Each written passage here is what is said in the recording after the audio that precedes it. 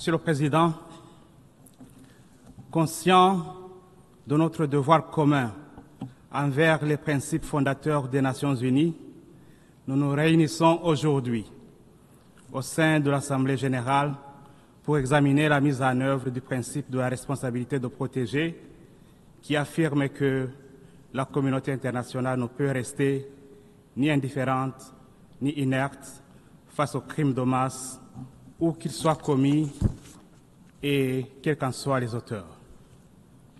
Depuis son adoption en 2005, le principe de la responsabilité de protéger a été invoqué dans des contextes variés, souvent dans l'urgence, soit pour prévenir, soit pour répondre à des atrocités pouvant être qualifiées de génocide, de crimes de guerre, de crimes contre l'humanité ou simplement de nettoyage ethnique.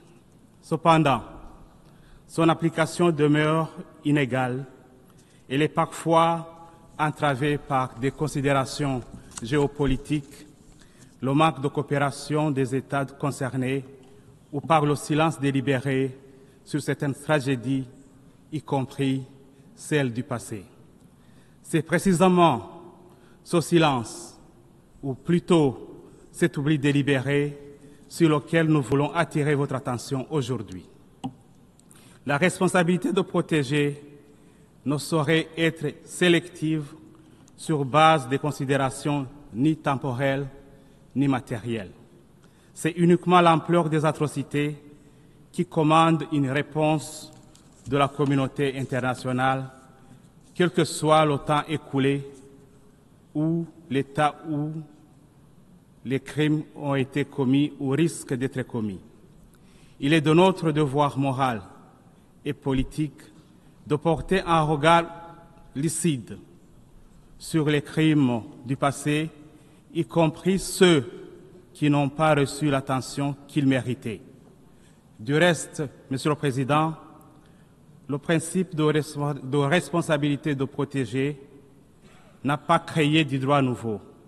Il a consacré des principes juridiques préexistants qui étaient déjà affirmés dans les instruments juridiques internationaux, notamment la Convention internationale pour la prévention et la répression du crime de génocide.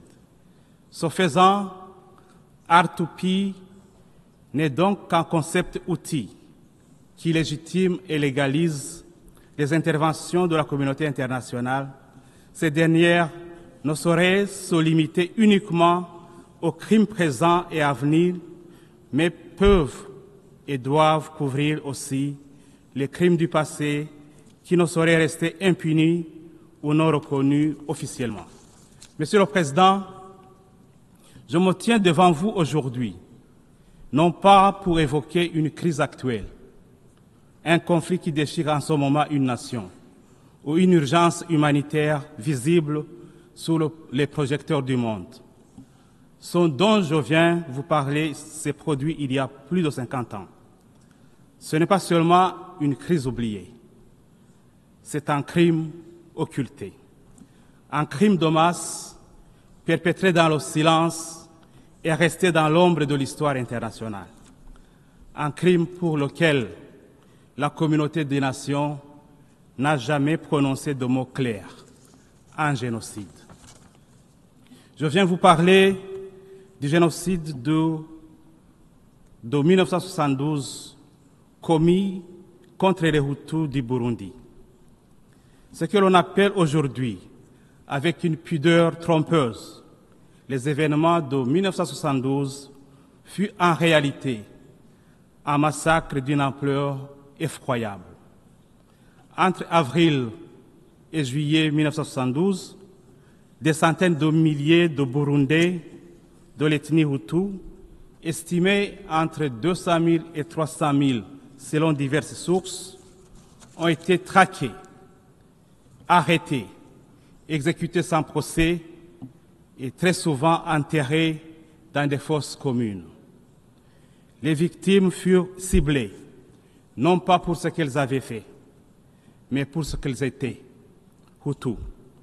Ainsi, des députés, des ministres, des militaires, des enseignants, fonctionnaires, commerçants, prêtres, pasteurs, étudiants, élèves du secondaire et parfois même des élèves de l'école primaire ont été décimés et d'autres contraints à l'exil à cause de leur identité ethnique Hutu. Les listes d'extermination avaient été préparées à l'avance.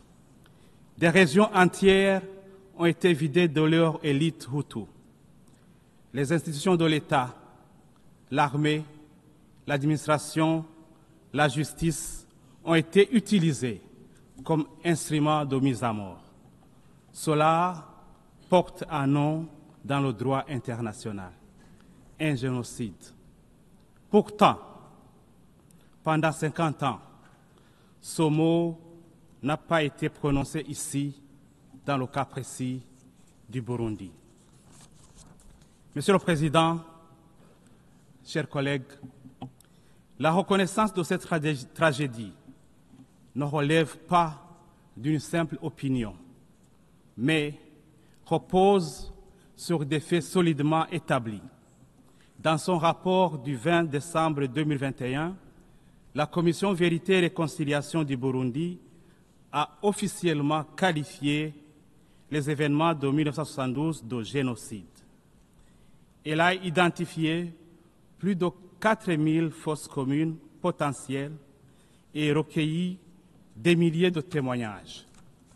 Ces témoignages ont été confirmés par les résultats des excavations des fosses communes.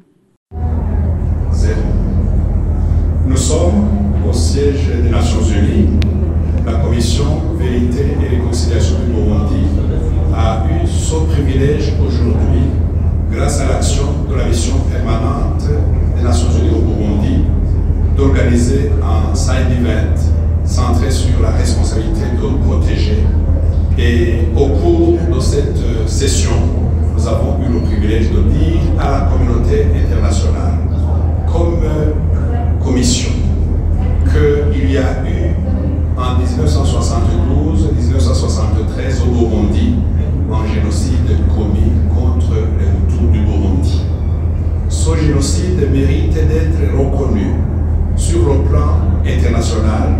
Ce génocide mérite d'être reconnu parce que 50 ans et plus, c'est trop.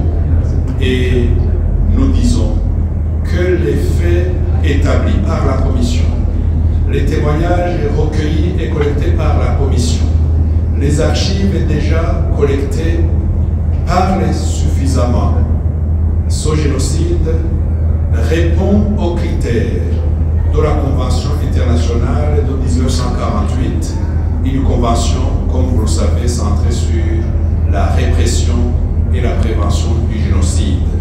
C'est un génocide qui a eu lieu dans la région des Grands Lacs africains. Aujourd'hui, le Burundi souhaite que ce dossier soit sur la table du Conseil de sécurité des Nations Unies grâce à l'action du Burundi, mais aussi grâce à l'action des pays membres des Nations Unies, parce que le Burundi fait partie de la communauté humaine, de la communauté internationale.